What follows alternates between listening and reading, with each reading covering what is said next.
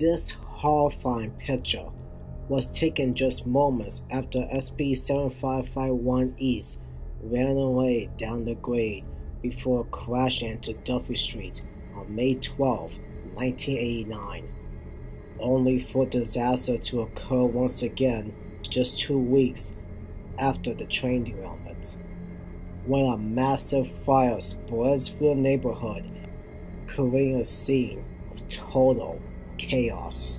So how did the train run away? Could the runaway have been saved? Was there something wrong with the locomotives? Was there something wrong with the crew? And where did that huge roar of fire came from?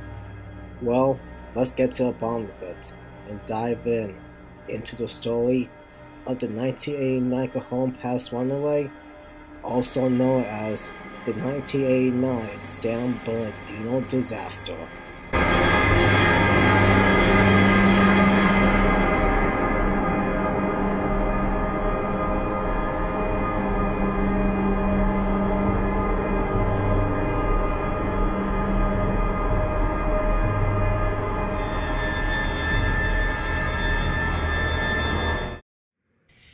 On May 11, 1989, at Mojave Yard in Mojave, California, a three-man Southern Pacific crew went on duty at 9 p.m. to take charge of Southern Pacific train MJLBPI-11, or Extra 7551 East, from Mojave, California towards West Colton Yard in Bloomington, California. The train consists of 69 loaded hoppers filled with trona, a sand-like material often used for fertilizer, and a primary source of sodium carbonate.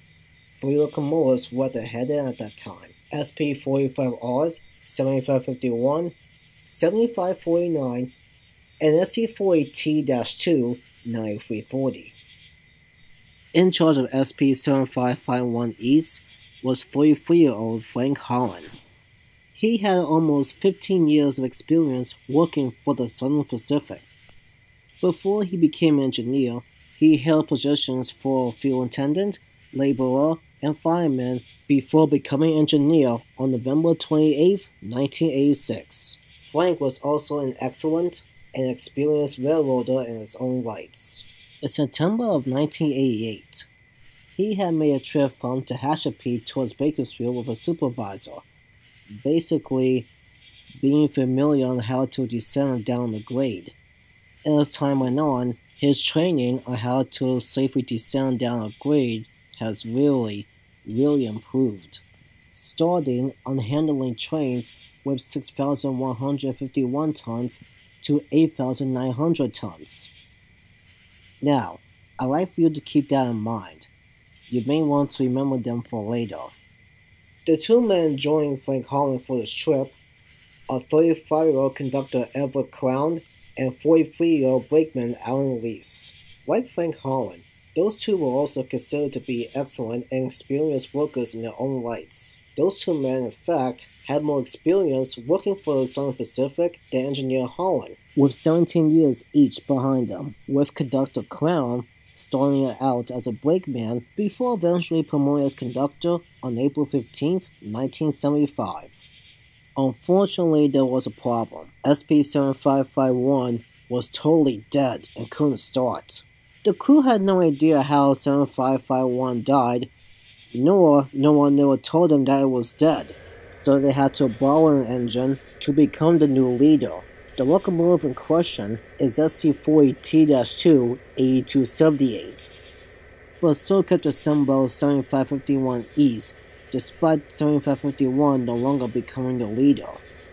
Also, a dispatcher was concerned that the train may not make it through Cajon Pass, so he ordered 7551 East to go to Auburn to meet a set of helpers, so that set of helpers can assist 7551 through Cajon Pass.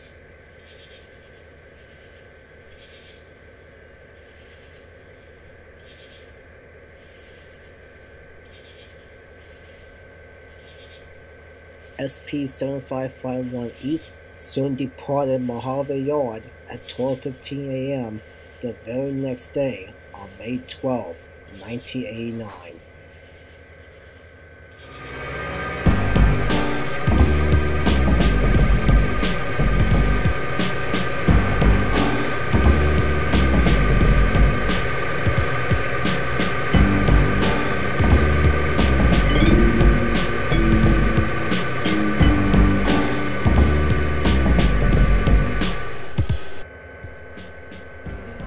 At Oldbound, California, the helper said just finished helping and assisting the westbound train and is now hooked up to SP-7551 East.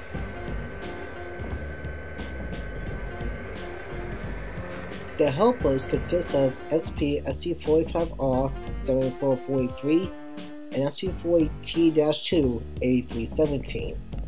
42-year-old Lawrence Hill was the engineer, and 57-year-old Robert Waterbury was the brakeman. Lawrence Hill had been working for the SP for 11 years, while Robert had almost 40 years working for the railroad. The helper crew had no idea what 7551 East was carrying, and they don't bother asking them, not even dispatch about the situation. All they know that they're helping 7551 East up and down the grade at Cajon Pass. According to the train's profile, the train was supposed to consist of 3 locomotives, layer 2 at the rear, 69 loads, 0 empties, and the estimated tonnage of 4,140 tons.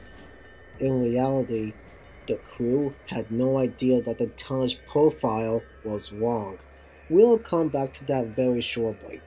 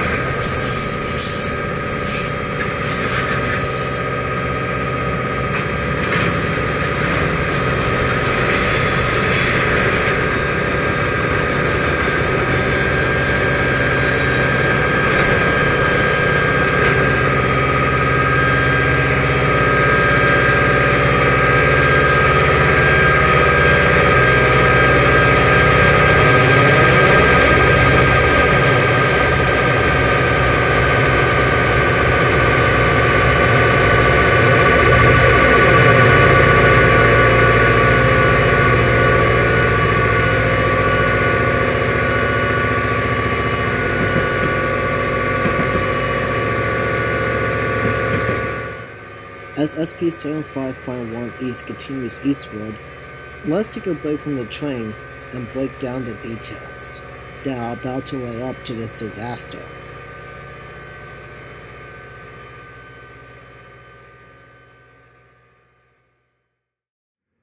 On May 6, 1989, while the cars were being loaded at Lake Minerals, the Lake Minerals superintendent drops the paperwork off at the office of Thomas Blair, a clerk or an order operator who has been working for the SP for about 17 years. But there was a problem.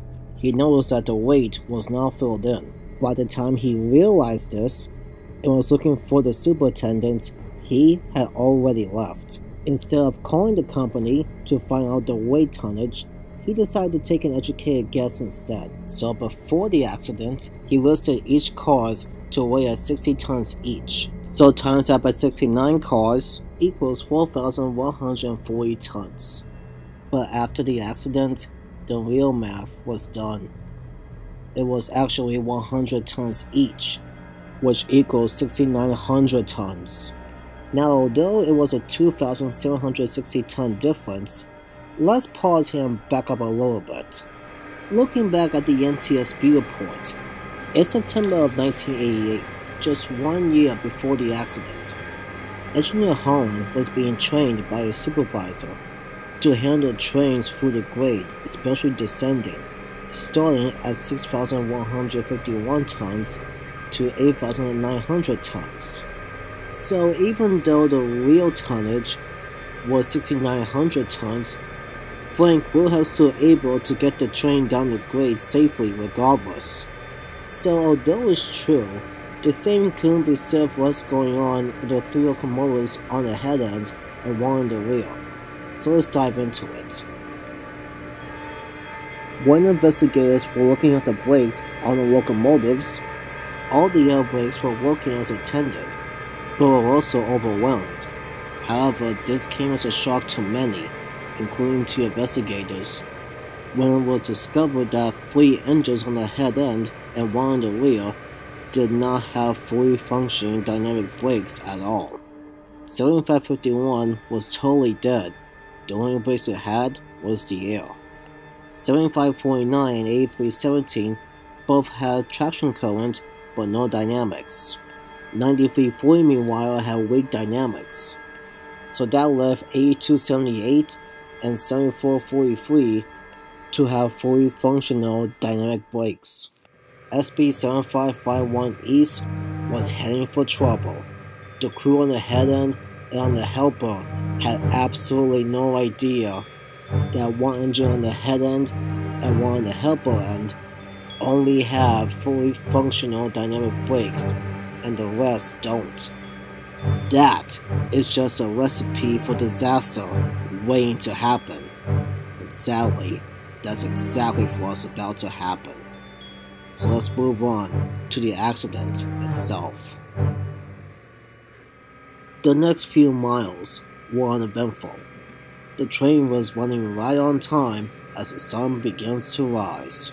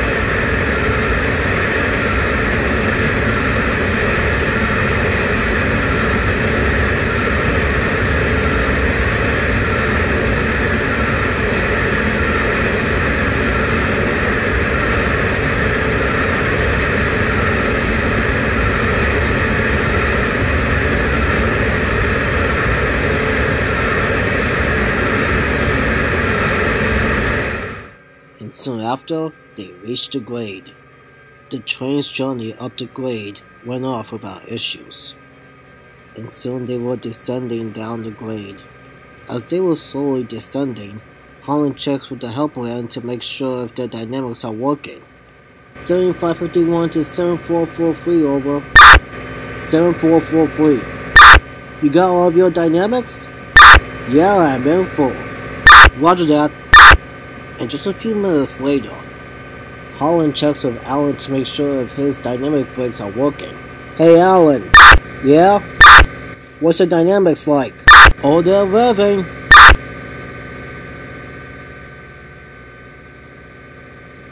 And those were the last words that those men would ever exchange. As they continued to descend, Conductor Crown noticed that the train was picking up speed. He looks at the speed monitor and says, "Hey Frank, we're at 30. Frank looks up and says, "Should be at 25. Confused and concerned, he applies more brakes on the train. As Conductor Crown was still looking at the speed monitor, he said, "It's creeping." So Frank added a further reduction, as low as 26 psi, in full service application, but the speed continues to slowly accelerate, up to 45 miles an hour. What do you guys think? If Engineer Hill did not put on the emergency brakes in the first place, would the train keep on accelerating? Would the speed stop at 45 miles an hour?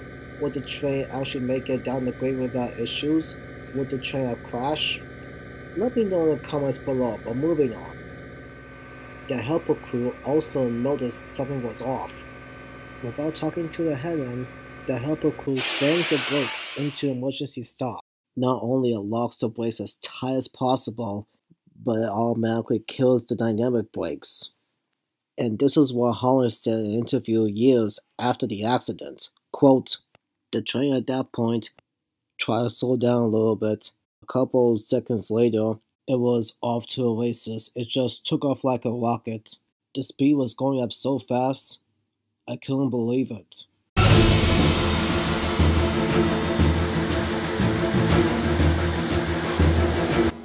Almost immediately, around 7:30, Holland looks at his conductor and says, "Get on the phone! Tell him we got a runaway train!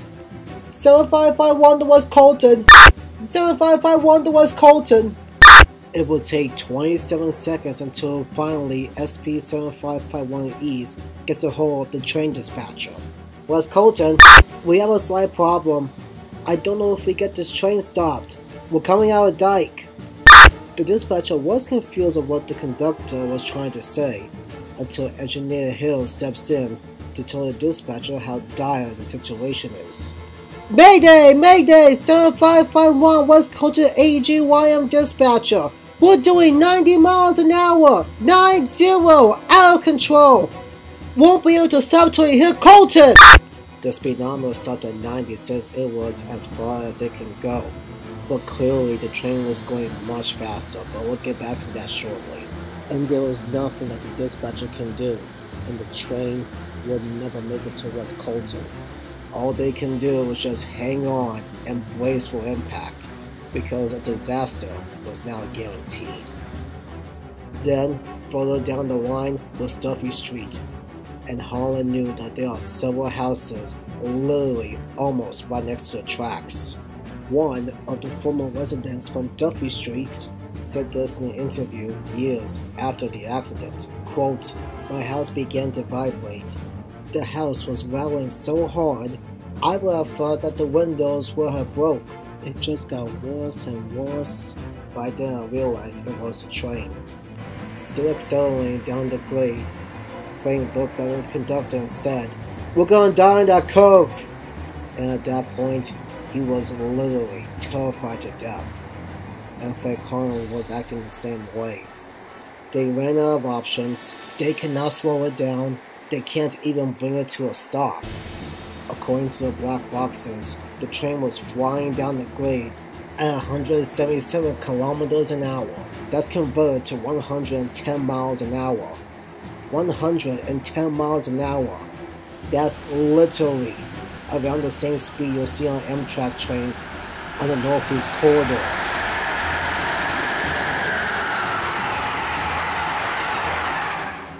The wires on the train at Duffy Street were about to be on the line in just seconds, and shortly afterwards Duffy Street soon came into view. Frank looks at his conductor one last time and says, "Hang on, here we go!" And those were the last words that Conductor Crown will ever hear.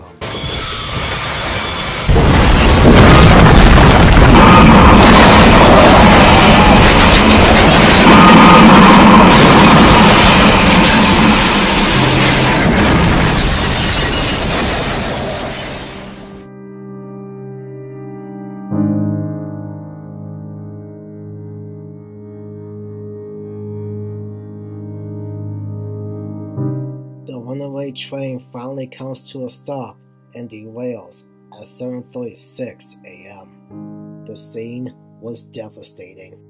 Literally every engine and every car went off the tracks, with the head-end locomotives completely destroyed, but the fuel tanks and the undercarriages were mostly intact.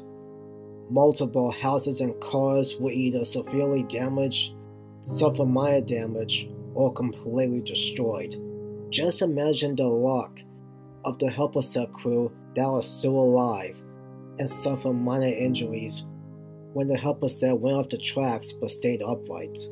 Brakeman Waterbury went to go look for the head-end crew, while Engineer Hill desperately tries to contact the dispatcher that they went off the tracks. They have not heard anything from the head-end, and they need emergency right away. Amazingly, Engineer Frank Holland climbs out of 8278, severely injured but alive, and he was soon helped by eyewitnesses. Here's what he also said in the same interview on the matter, quote, "And they pulled me off of the locomotive and set me down. It was just, I just couldn't believe it.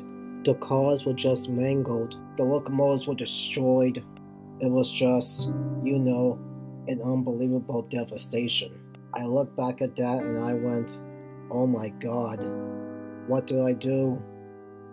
Thankfully, Frank Holland was cleared of any wrongdoing, along with the other crew members. Unfortunately, he was badly injured with a punctured lung and several cracked ribs. Sadly, the crash killed Everett Crown and Alan Reese instantly, after being crushed to death at 8278 and 7549. Two young residents of Duffy Street were also killed when their houses got destroyed in this disaster. 10-year-old Jason Thomas and 7-year-old Tyson White. In addition, 3 more residents of Duffy Street were injured. Rescuers worked all day and all night looking for survivors until the last survivor was finally freed that night. In the end, 4 people died, 4 people were injured, 7 houses were destroyed, and multiple properties and vehicles were demolished. But this was far from over.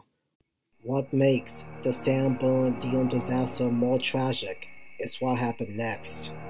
Underneath Duffy Street is the Cajon pipeline that runs between Colton and Las Vegas, carrying gasoline. Nobody knew it existed. The company was notified of the derailment, and they successfully shut down the gasoline. Before the cleanup, Cajon workers were searching for any cracks, and spotted not a single crack in the pipe. The pipe remained shut down during the cleanup, so it was confirmed that the train didn't even touch it, because it was buried deep. Unfortunately, the cleanup was set another disaster in motion. By May 16th, the line was reopened for moving trains, and Cajon resumed its operation on May 16th as well. The next few days were completely normal, until the morning of May 25th, 1989. Witnesses heard a loud boom, and something was showering several homes, with an odor also in the air. Then, without warning,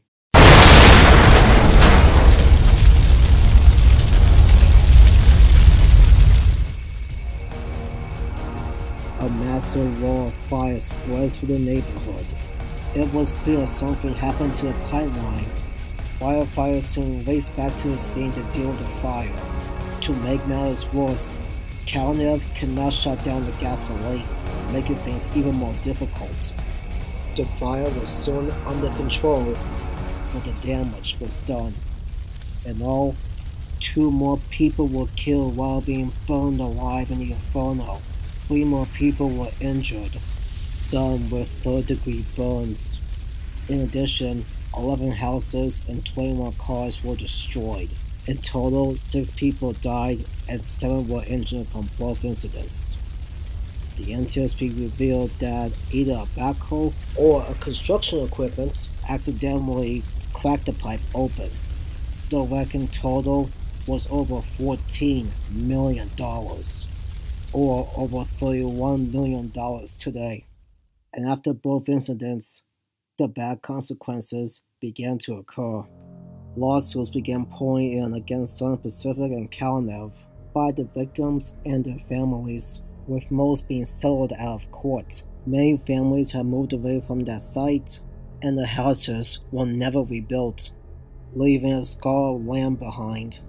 What's even more baffling, in my opinion, is that there was no monument to honor the victims who died from both incidents. As for the locomotives, 8278, 7551, 7549, and 9330 were deemed destroyed, and what's left of them was scrapped, and their usable parts were donated to Precision National. All 69 hoppers were also scrapped. The helper units 7443 and 8319 were both repaired and returned to service. 8317 was sold to Precision National before it was sold again to Helm Leasing until it was finally scrapped in 2013.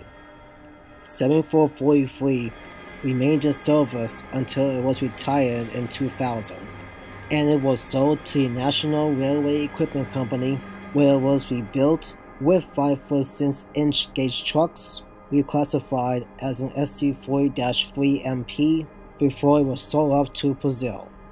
The locomotive is still in service as of 2020. Thomas Blair didn't face any charges and continued working for the railroad until he retired in 2017.